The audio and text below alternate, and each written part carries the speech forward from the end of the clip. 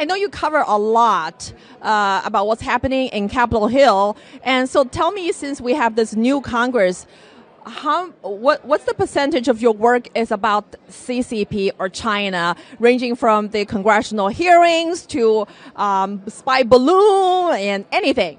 It's so interesting that you ask that, because when you take it into the context and you look at where all these issues and problems are coming from, it's the CCP. So all of my work revolves around COVID stories, the government, the Congress, and what's been happening. And recently we just saw with the hearings on Capitol Hill, they're very, very concerned. Now, what I do a lot of different times is I ask everyday Americans, what do they think, right? What do they think?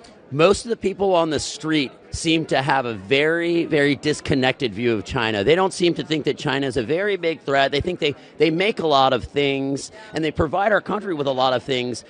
But I would say the average American is waking up to the fact that the CCP and Xi Jinping in general are nefarious in nature.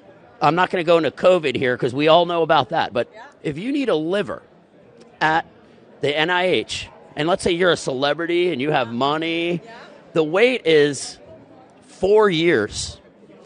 If you need a liver in China and you have the money, perfect match. Now, where is that coming from? That's what people have to ask themselves. And the more things we discover about Xi Jinping and his regime, the more that it seems like America is almost destined to war with China, and no one wants this. Yeah, absolutely.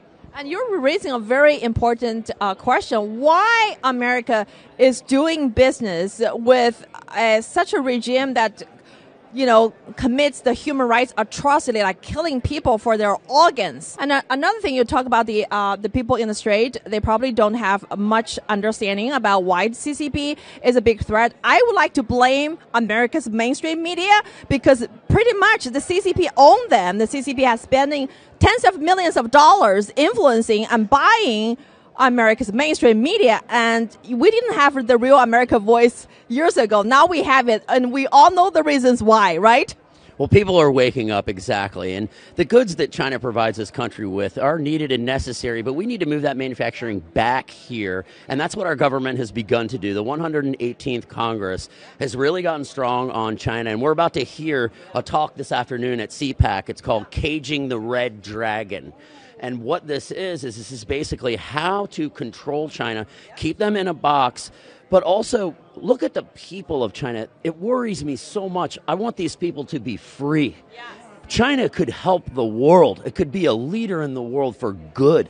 And that's what I think a lot of people out there are just so disappointed in Xi Jinping. He's the emperor in China for life, right?